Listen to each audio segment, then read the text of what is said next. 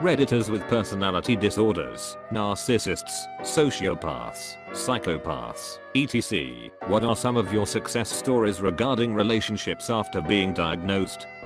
I was recently diagnosed with avoidant personality disorder. I'm 28. I grew up with the massage that intimacy equals surrendering all control to the other person, and I was never able to trust my parents or family members because I knew they were more concerned about themselves than me. As an adult, I've always tended to lose myself in relationships, lose sight of my own wants and needs, and form myself around the wants and needs of my friends and partners whilst feeling resentful for being unable to show the real me to anyone. Currently I have no real friends because I find that exhausting, and I have a boyfriend, but I hate the way I absorb his values and opinions, and I miss being in touch with my true self like when I'm single. I desperately want to have meaningful relationships in my life, but I can't escape the impulse to become subservient to whomever I allow close to me, and I end up resenting them as their identities take hold of me. I don't want to be alone, but alone is the only way I feel in control of myself. I can't say I'm a success story because I only recently received this diagnosis, and I still have a lot to work on, but at least I know what I'm dealing with now. And for me, success will consist of learning how to actually share my true thoughts / feelings / opinions / with people, which is really hard. How to end a relationship that doesn't suit me, rather than sweeting myself to my relationships. And learning to trust myself even when others disagree with me. I think I have a long road ahead. I was suffering for years with unknown mental health issues and had a string of awful abusive relationships. I finally got diagnosed, BPD, started getting help, and meet an amazing person who supports me, puts up with my sometimes over the top mood swings with kindness and love. Sometimes I worry I'm putting too much on him and tell him this often. He always bats it away, saying I'm worth it. To be clear, I don't abuse him or say horrible things to him. It's just my mood around him that can be toxic. If I get upset, I can't really stop the process, and it can be very stressful, with me crying and unable to self-soothe etc. I do my best to keep these things to a minimum, and I'm jet up better the more time goes by, and even just blurting out how I feel and getting a hug off him helps so much, knowing I'm not being judged even if I'm acting like a child. I still have a long road ahead, and maybe one day he will realize it's too much for him, which I would totally understand. It's shown me what a person can be and what everyone deserves, love and understanding, and I'll always be grateful to him for that. I'm not unlovable just because I'm sick. Well, my father's a psychopath who once told me that psychopaths don't like being called that. He'd consider his greatest success that of being able to hold down a marriage with a kid, along with multiple girlfriends. That is very impressive, but not in a good way. Yeah, I mean, a relationship success story from a psychopath is really only going to be successful for one person involved. I hope it's okay that I answer. I'm dating a woman with borderline personality disorder. I've known her for 8 years, have been seeing her for 1.5 years, and we've been officially dating for 1 year. It's hard, but it's the most rewarding relationship I've ever been in. I dated someone with borderline for about 1 year in my early 20s. It was before diagnosis, and about 5 months in was when alarm bells started going off. Took another 7 months to properly extricate myself as she sort of unraveled and burned her life down. I probably would have completely ghosted had I not cared about her and recognized that this was more than her just being awful. She's a completely different person now, to the point where I don't think I'd recognize her on the street. I'm pretty sure she's lived at home ever since, been about 7 years, and her parents are definitely no help. I really hope she's okay. I'm really happy for both of you. To say I've had a diagnosis or two, been through the ringer a bunch, and have had to deal with the repercussions of that would be an understatement. What I can say though, is when I finally addressed it to the people I trust and care about, it lifted a great weight. I guess my advice would be just own it, don't sugarcoat, joke about it, and overall let loved ones know you recognize the behavior and move forward with the assumption that it was a learning experience and people progress. Often it makes you a much better person. Really nice to see this question. I've been with my boyfriend for 5+ years and was diagnosed with borderline personality disorder about 2.5 years into our relationship. Before my diagnosis, even though we got along amazingly, communicated well, and were generally happy, I would find myself throwing toddler-like tantrums at any perceived or imagined slight. I hated this about myself.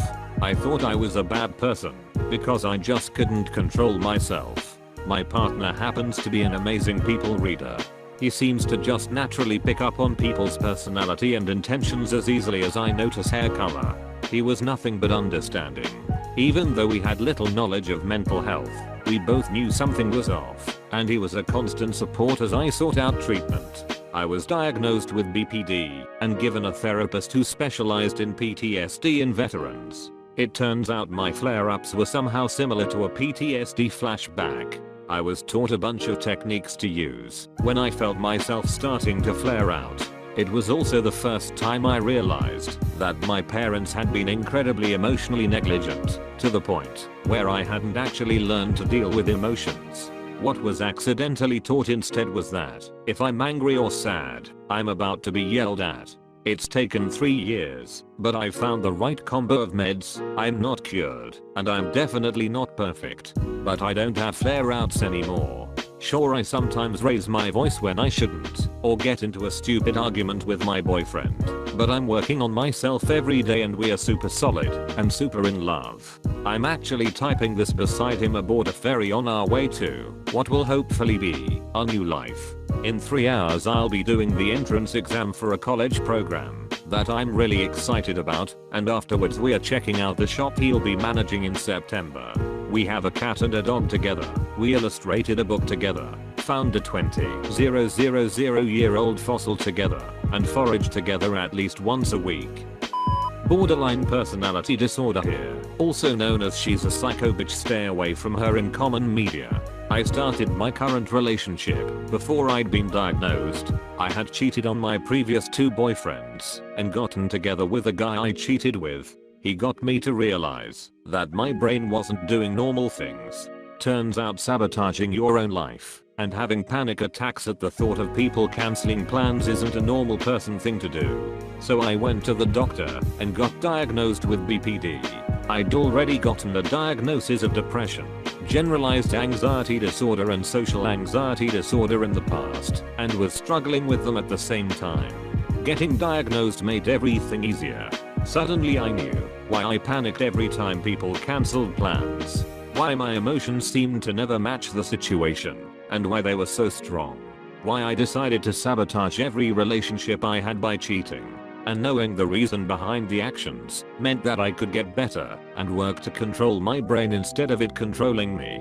He helped me work on my issues and stuck by me. Helped me move out of my parents' place, which meant getting away from the abuse that had caused all of my mental health problems in the first place. Turns out that getting away from the source of the issues really helps with recovery. Haha. We are still together 5.5 years later and looking to buy a house together soon. We own cats and have talked about and ultimately decided to wait another 5-ish years, starting a human family. ADHD. Getting on Adderall changes your grades from F's to A's. I thought I was just dumb. Turns out I'm really smart and just needed help focusing.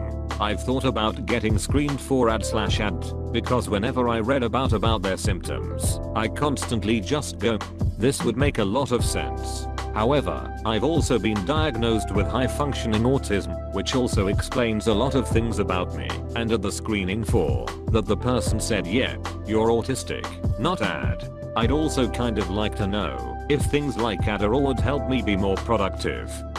Schizoid personality here. What are these relationships you speak of? /s. Relationships haven't changed, but knowing how other people think makes getting by easier. Knowing you're schizoid doesn't really help. In my experience, schizoids are pretty insular and self-reflective, so we know how we operate without a diagnosis. By schizoid standards, I've been very successful at dating. By normal person standards I'm still well below average. But I find a diagnosis is very helpful for them. A few months in, and they tend to have a lot of questions, but even just a Wikipedia entry on SPD helps a ton. To add a sprinkle of something I witnessed, one of my good friends is a diagnosed sociopath, and he is very open about it, and has stated he had to learn empathy. He is very self-destructive, but he is the most reliable person I know, and there are many people in his life that would do anything for him, myself included. His transparency helps us understand his behavior, and he is always open to discussing how his actions have made people feel. I grew up with a brother that's a sociopath. I worshipped him. He was so kind and charismatic, until I didn't do what he wanted. Then he took all his charisma away and made me feel like I was garbage for not doing what he wanted. I have schizoid personality disorder, and it's really not that interesting. I was also diagnosed with anxiety, depression, and schizophrenia, so those took priority. I didn't even realize I had it until I reread an old document years later. There's no real treatment for it, but finding out helped me understand myself better. Also, if you get a mental evaluation done, you should really get a professional to interpret it. Edit. Forgot the question. I haven't had much success, but I haven't really tried either. After being diagnosed, I've accepted that someone would have to be damn near perfect for a relationship to feel worth it for me, and that person might not exist. I'm alright with that for now.